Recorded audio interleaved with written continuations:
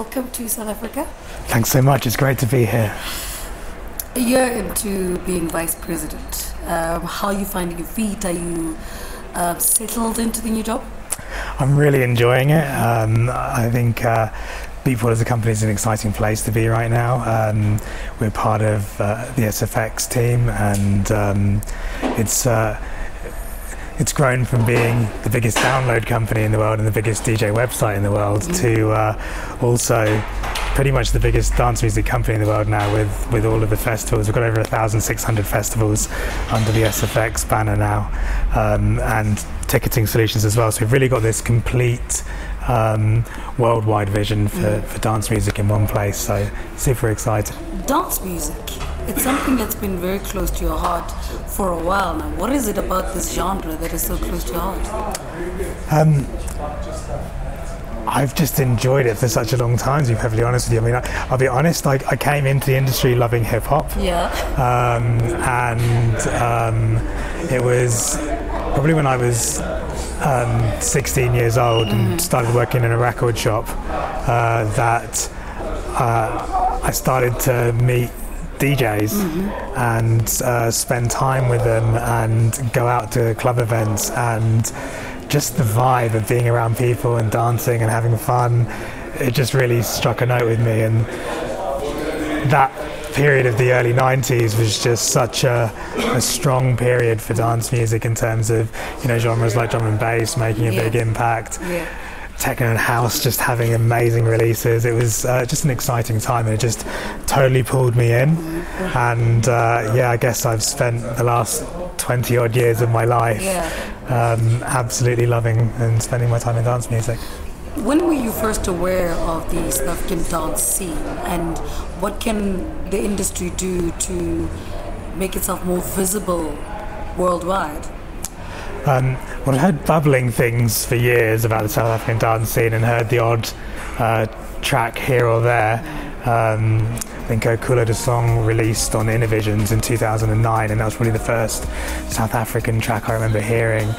And then a couple of years ago I came over and spent a bit of time here working with the Bridges for Music charity. And I got to go to a Black Coffee gig, and it really surprised me at dance music's a scene in the rest of the world where people are into the music, and that's their favourite type of music. Going to this gig showed me that it was a culture here, and you had everybody from little children to their mothers to the fathers and even grandma. They were all there at the gig, having a braai, and then everybody parties together, kids to grandma. And that's a culture that enjoys this. That's not a music scene even, it's much bigger than that. And the rest of the world doesn't quite have that. It's definitely a culture, but not from little kid to grandma. I'm not going to be taking my grandma to any of the clubs in my area anytime soon, I don't think. How do we market the scene or this culture better across the world? Because Black Coffee has managed to do it so well. I was talking to his manager the other day, was saying they started with putting themselves out there on social media, YouTube, and how important is social media in ensuring that the rest of the world is aware of this South African culture? I think it's really important. I mean, the most important thing is talent, and obviously Black Coffee has bags of talent as well as big social media, but I think when you've got something like a whole culture that loves you, like I mean, Black Coffee's got nearly 1 million fans on Facebook, that needs to start transferring out to other artists to build their profiles internationally, so people can get to know who these stars are. People need to do more than 1 or 2 good tracks and then DJ. They need to continually release music to promote it, to grow their Facebook pages, build those fans together, and then ride on the tail of what Black Coffee's doing as well, and get themselves out there. Because right now in the rest of the world, deep house is the biggest selling genre for us. It's not the same deep house as is played in South Africa, obviously, but the bridge has never been closer, and it's really a good time for artists to start bringing themselves out, promoting themselves, and getting themselves over. But when it comes to scene longevity, there's, you know, because it's a culture here and it's not a fly-by-night thing where this is the fad music that's around right now. If people can turn that into fan bases, then they're going to have long-term careers, and you don't even need to leave South Africa to have that. That's one of the problems in one way, is it's so big here that you're just a big star here. But having those big fan bases and having the ability to cross over, and Black Coffee's playing in the coolest night of Ibiza at the moment with a DC-10 on a Monday, and he's killing it there. You know, I think he's playing 4 or 5 times this summer. So it's a good time to take what you have here and use the fans to carry you across. How do we make sure that we're also on the same level as the rest of the world? We're talking about how social media plays a role in that. What else is there to do marketing-wise? Oh, that's a good question.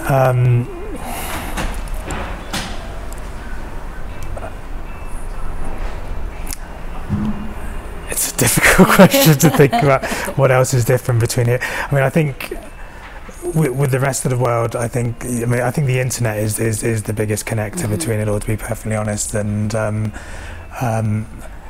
it's something which South Africa is slow in uptake of at the moment. But I think I read an interesting statistic the other day that says that mobile internet in Africa as a whole will increase by 20 times over the next 5 years, and it's being able to harness that kind of power.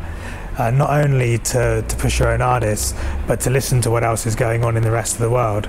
It used to be that dance music scenes were particular to a particular area. Yes. So, you know, dubstep grew up in Croydon, or, you know, you'd have these scenes of music and DJs collected around a certain area because they were all listening to the same thing and they were friends with each other.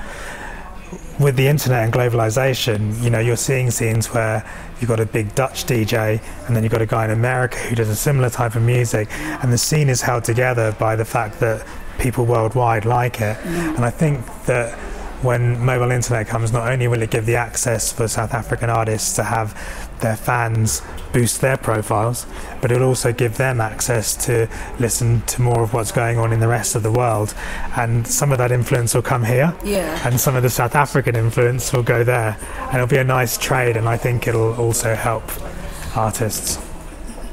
Let's talk about these 6,000 vinyls that you own. Yes. I mean, it must be years and years of collection. And where do you even keep these?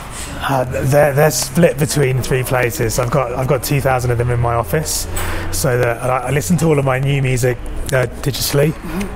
But whenever I feel like I want to listen to something old, which is every day, I generally play a record every day. I just go to the shelves and pick out something old that maybe isn't online, put it on, and it just brings back the memories as it does. I have some of them at home, and then Mum hates this, but at Mum and Dad's house in a different country to where I live, there's a few thousand records still racked up in my room there. So to Terry, dance music is?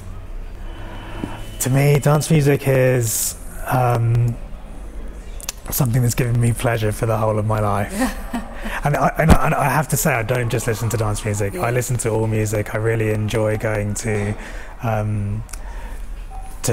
jazz concerts or to classical as well, and really vary my music. But yeah, it's where my heart is, to be perfectly honest. It's what I really had my best years of my life too, I guess. All right, Terry, thank you so much for talking to us. Thanks so much.